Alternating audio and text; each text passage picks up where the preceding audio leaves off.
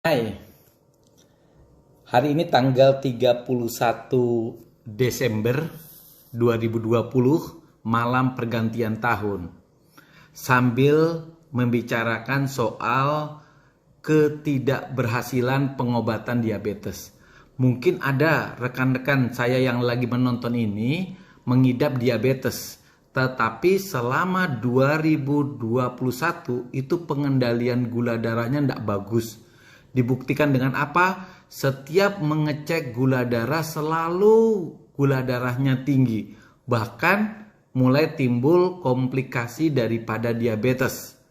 Mau mata yang kabur kah? Mau perut yang kembung? Mau kaki yang nyeri? Nah, mungkin ketidakberhasilan dalam pengendalian gula darah ini itu karena pola pikir kita tentang penyakit diabetes yang sedikit keliru. Misal, selama ini mungkin ada yang punya pemikiran bahwa sakit gula itu karena kita makan yang manis-manis maka gula darahnya tinggi. Sebenarnya sih sakit gula itu merupakan kelainan metabolik ya, yang disebabkan karena produksi insulinnya kurang. Atau mungkin insulinnya cukup, cuma kurang sensitif untuk memasukkan gula darah ke dalam sel. Itulah yang mengakibatkan gula darah naik.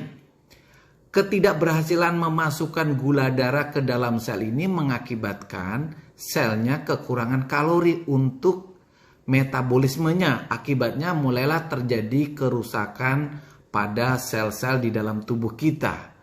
Nah, dokter membuat daftar pola pikir yang salah tentang diabetes yang mungkin kita bisa perbaiki di tahun-tahun ke depan. Pertama, bahwa diet itu bisa mengendalikan gula darah tanpa obat. Benar nggak? Pertama, yang namanya sakit gula itu sebenarnya mindsetnya seperti ini. Jika kita makan makanan apa saja, mau dia dalam bentuk buah, mau dia dalam bentuk nasi, mau dia dalam bentuk daging, itu semua makanan ini akan diolah menjadi gula darah yang beredar di dalam darah. Nah, gula darah inilah yang harusnya diantarkan oleh zat yang disebut dengan hormon insulin.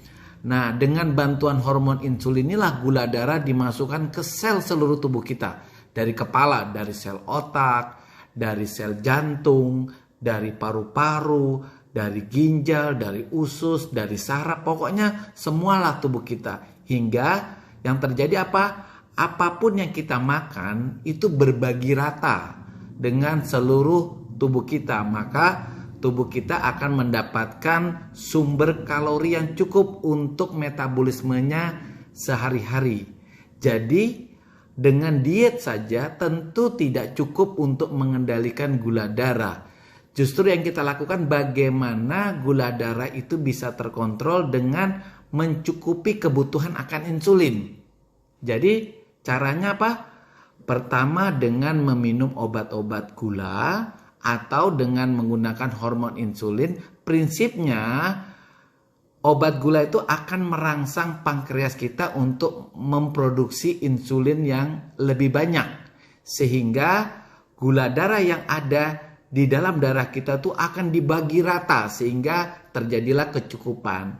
Itulah kenapa pengendalian gula darah hanya dengan diet saja tidak akan bisa mencukupi atau mengendalikan daripada pengendalian gula darah. Masalah yang kedua yang sering menjadi kekeliruan adalah minum obat gula bisa merusak ginjal jika dipakai jangka panjang. Sehingga teman-teman sering menggunakan obat gula itu hanya jangka pendek. Kalau gula darahnya sudah normal ya berhenti. Demikian benar nggak ya? Nah, sebenarnya ginjal kita rusak itu salah satu faktornya adalah ketidakadekuatan daripada pengobatan diabetes. Jika gula darah kita tinggi terus, maka itu akan merusak pembuluh darah di dalam ginjal yang pada akhirnya akan merusak daripada ginjal tersebut.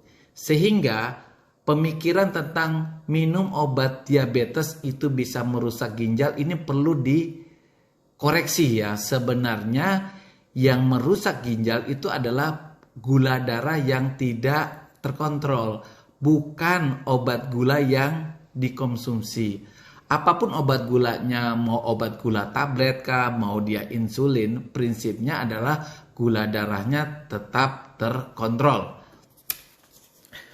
Yang ketiga adalah tidak melakukan kontrol. Jadi teman-teman yang memiliki sakit gula, ketika dia memakan obat gula, dia tidak melakukan pengontrolan secara rutin. Minimal pengecekan gula darah puasa tiap bulan. Ini tidak dilakukan. Pemikirannya adalah, kan waktu yang lalu obat gulanya sudah bisa mengendalikan gula darah. Pastilah gula darah itu, obat itu cukup. Padahal tidak demikian teman-teman. Jadi pankreas kita yang memproduksi insulin itu mengalami kerusakan yang makin lama makin hebat. Sehingga penggunaan obat biasanya mengalami perubahan seiring dengan kerusakan daripada sel pankreas.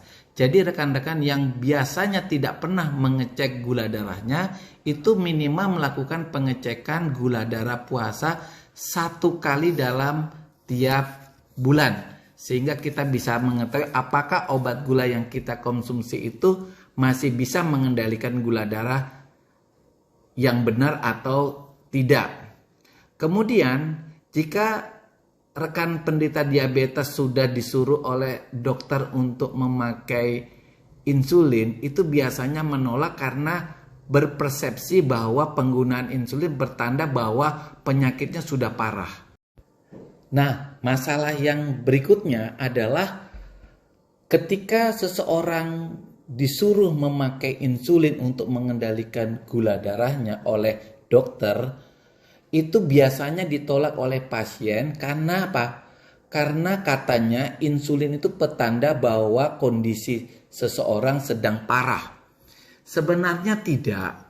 Jadi seorang dokter itu menyarankan menggunakan insulin mungkin ada indikasinya. Pertama, penggunaan obat-obat tablet selama ini itu tidak mampu mengendalikan gula darahnya.